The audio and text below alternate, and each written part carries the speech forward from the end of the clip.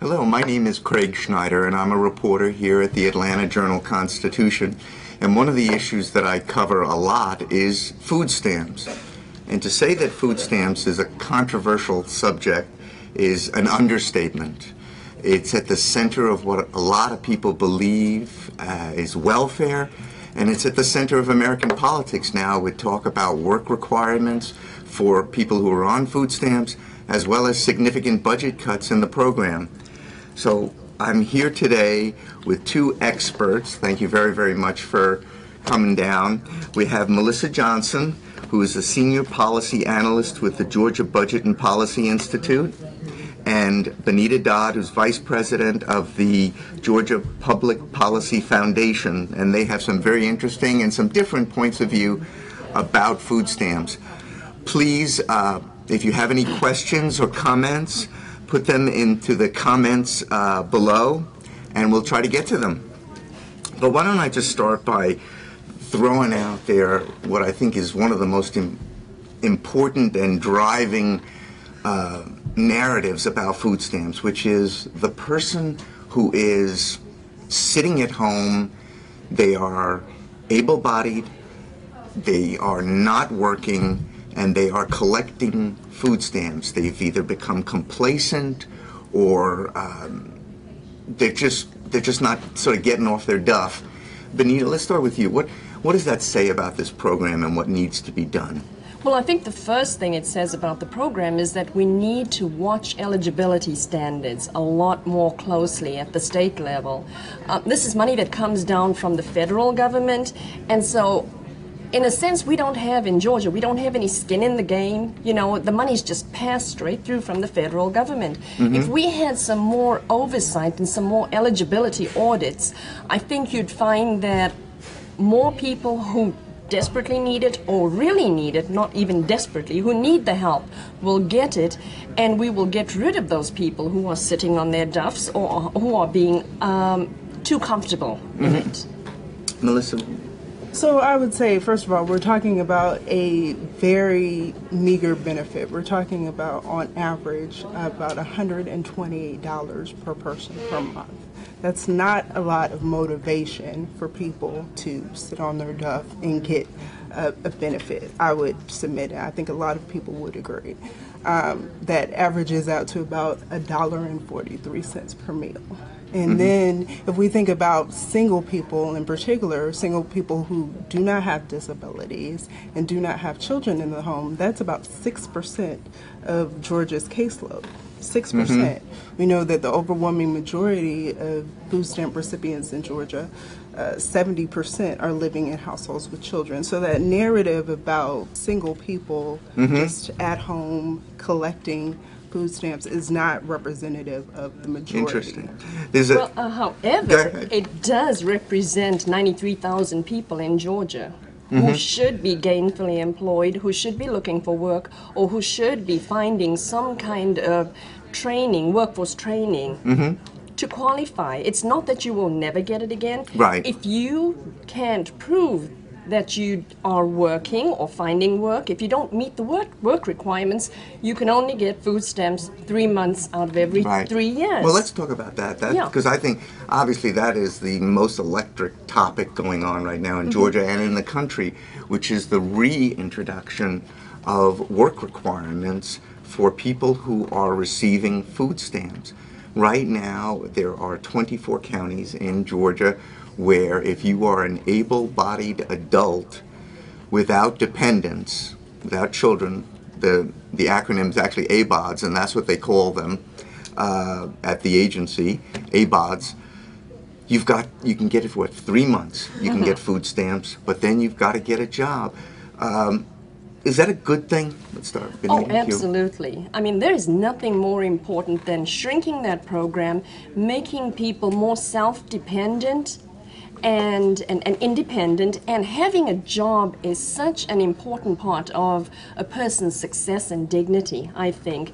And the fact that it brings so many good role models into a community and into a family, when what you're doing is some form of work and lifting yourself up, we owe it to this population to get them to work. We don't owe it to them to provide stamps indefinitely, food stamps indefinitely. Right. Melissa, your thoughts on the work requirements? I agree that the broader vision, of course, is that people are able to feed themselves and their families without any government assistance. I think that's what we all want. Yeah. However, the way this rule works is that you can have somebody who is searching for a job using every waking hour of the day, and they will still have their food stamps cut off after 3 months because job search does not count towards your 20-hour-a-week requirement. Right. And that's why I refer to this as more of a time limit than a work requirement in that sense. I hear you. I hear you. You know, getting back to, again, if you have any questions, please put them into the comments below. Any comments on that, and we'll get to them. You know, I was at a get-together recently, and the subject of food stamps comes up, and it is just this very charged subject. And mentioned that the president is looking at cutting the food stamp budget by 25%. And the person that I was talking to, she said, well, you know, they're eating better than we are, and then they're getting into cars that are better cars than we have. And that's a very powerful image. What does that say about people's perception of the program and the program itself? Melissa? I think that it says that, of course, narratives are powerful, stories are powerful, but we need to look beyond the rhetoric, beyond the stories, and look at the actual facts. Once again, on average, people receive, when they participate in the food stamp program, $128 per month per person, $1.43 per person per meal. I highly doubt that most people are spending that little in terms of their food per month. So the fact that people are eating better than we are, that undercuts that narrative. Plus, the fact that people are getting into cars, we know that the vast majority, over 80% of people who receive food stamps here in Georgia are people who are living beneath the poverty line. The poverty line is extremely low. We're talking about families of 3, for instance, earning less than $1,600 per month.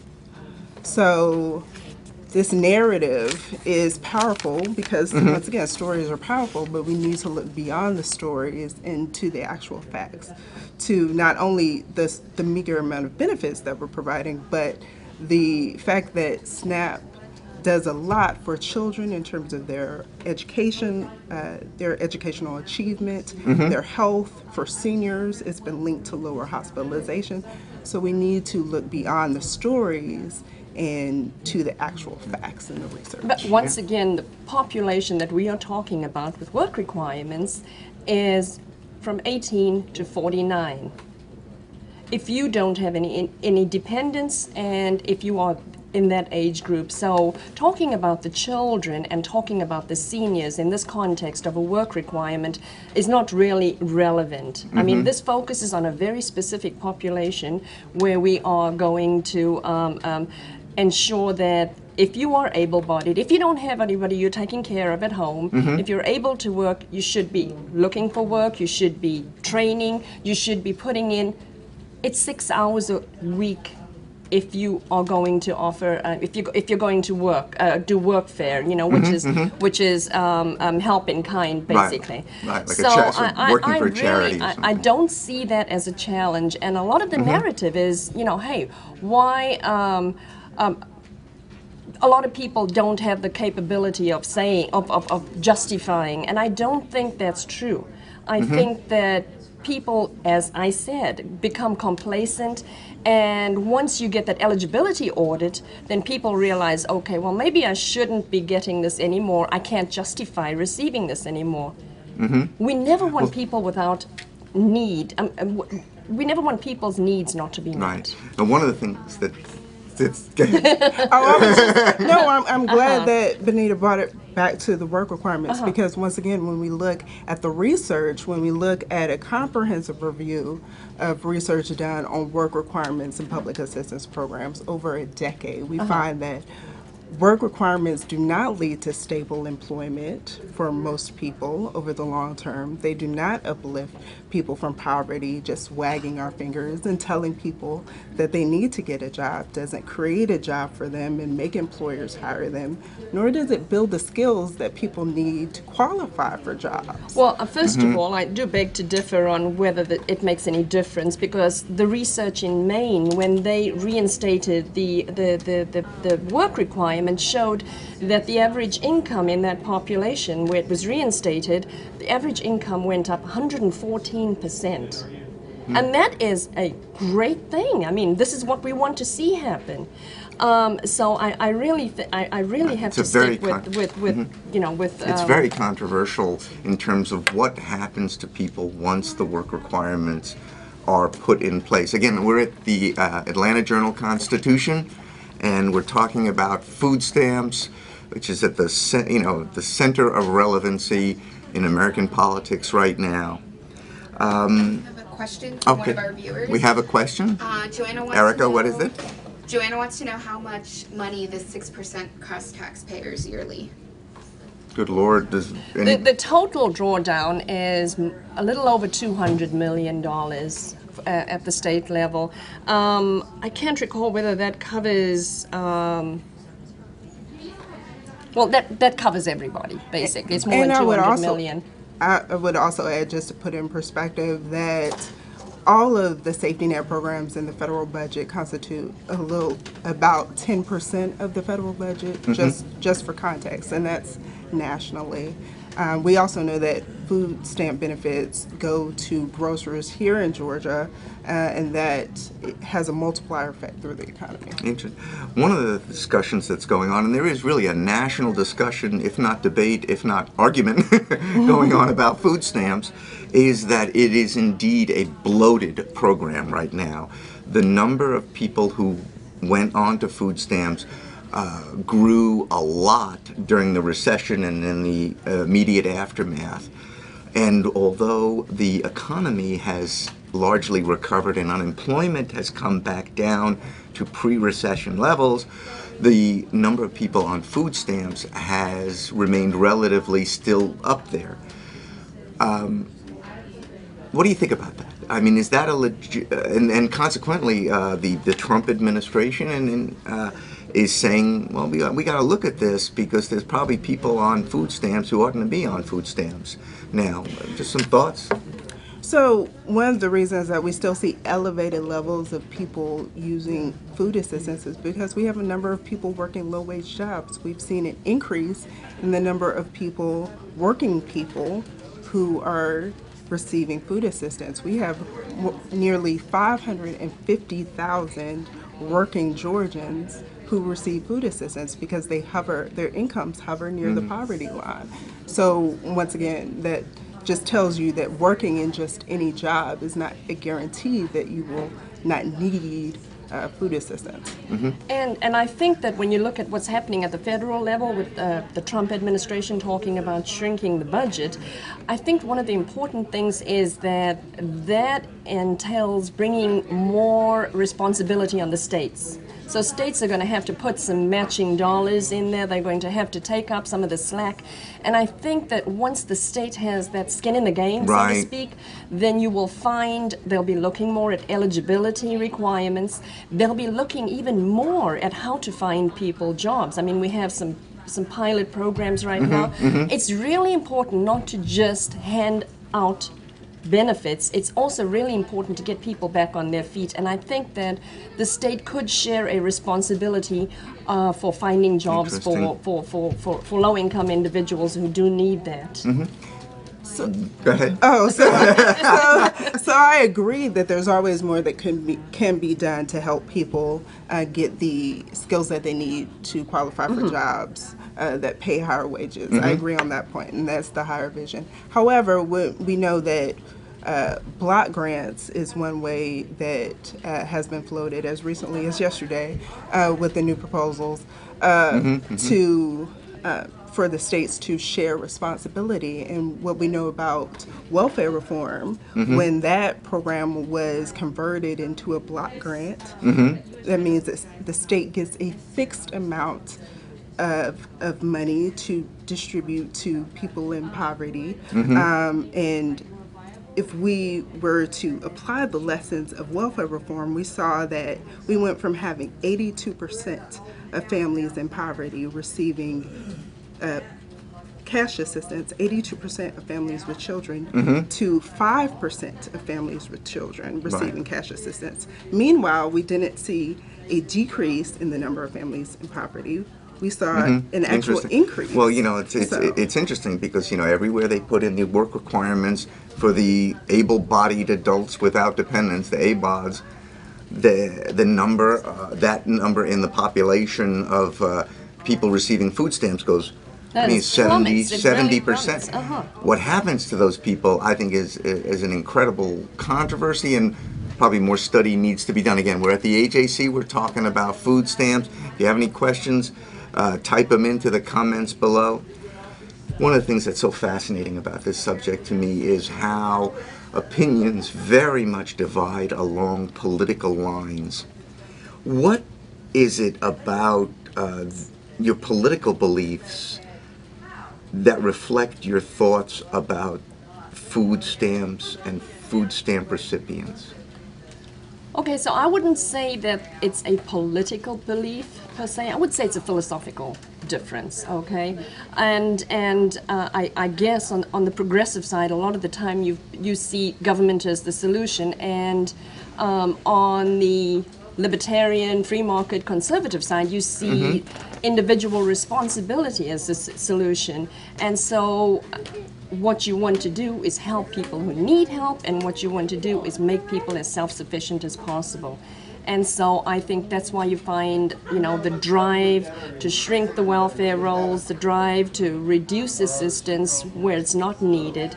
And there are lots of things that still need to be taken care of at the federal level and at the state level when it comes to welfare reform. And one of the things is the low eligibility, the low asset limit for low-income individuals. I think it's like $2,500 that you can have in savings, and that is so wrong. You're encouraging people to not save, because they will lose benefits, and that's wrong. I think you should raise that limit and increase state involvement. So I agree. It's more of a philosophical difference than a political. I'm one who's for government efficiency and effectiveness, and I believe that the research is telling us that work requirements are not lifting people out of poverty. So we should follow what the research is telling us there.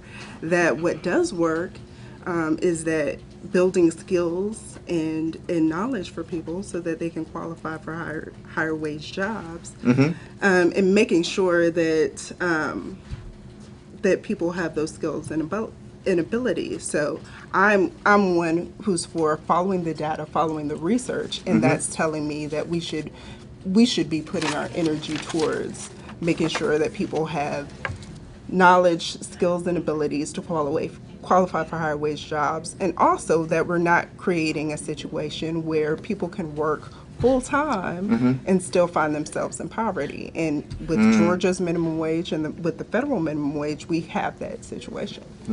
One of the things that I wanted to show was this, which I went on to Craigslist Atlanta yesterday and plugged in food stamps. And it's there's somebody on Craigslist selling food stamps for $100 in Marietta. If you need to eat, give me a call. That's what it says. It's illegal, of course, to sell your food stamps or your EBT card. How does somebody get away with this? And what does it say about the system today? I would be very hesitant to take that person up, because I seriously think that would turn out to be some kind of sting operation. That's just me. But it does go on.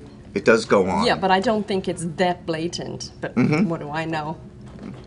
And I would push back on the notion that people are getting away with it, because Georgia is leading the Southeast in terms of going after people who are trafficking in food stamps. And we know that nationally, less than 1% of food stamps are sold in this manner. And of course, when this happens, we need to go after it and root it out. But at the same time, we have to make sure that people who need assistance get the assistance. They say the devil is in the details, Yes. and when they started the work requirements last year, one of the things that we found out was it was, who's able to work. It's always able-bodied, and who is not able to work in that population of, able-bodied adults without dependents is sometimes not so, that there's gray areas that before the work requirements, when somebody was applying for food stamps, they'd be asked, oh, can you work? And they say, well, yeah, I can work.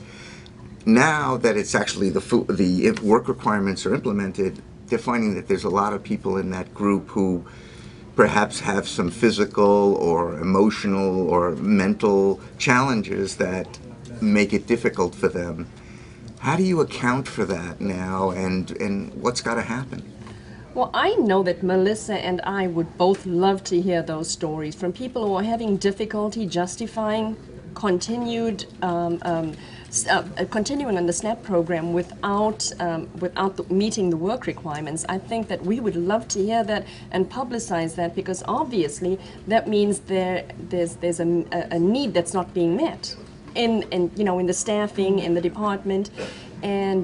But I think that the great thing right now is that with fewer people on the rolls, you have more staff available to judge the true needs of the remaining folks. Very good. Melissa.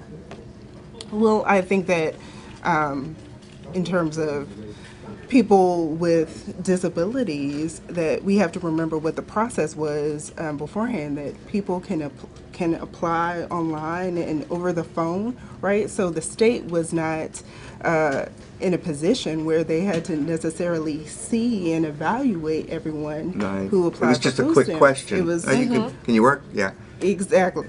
So, yes, we need to do more holistic evaluations of people and make sure that they have access to resources. And in some cases, we have people with disabilities who couldn't afford or didn't have access to the doctor to document those disabilities. So, yes, we'd be more interested in a more holistic evaluation of Very good. those people. All right, well, we're going to have to wrap up. Thank you both very, very much for Thank you so joining much for me on having this. us. It's been, as always it is with food stamps, a really interesting conversation. It goes to the core of people's beliefs, political and philosophical. Thank you, everybody, for joining us. Be well.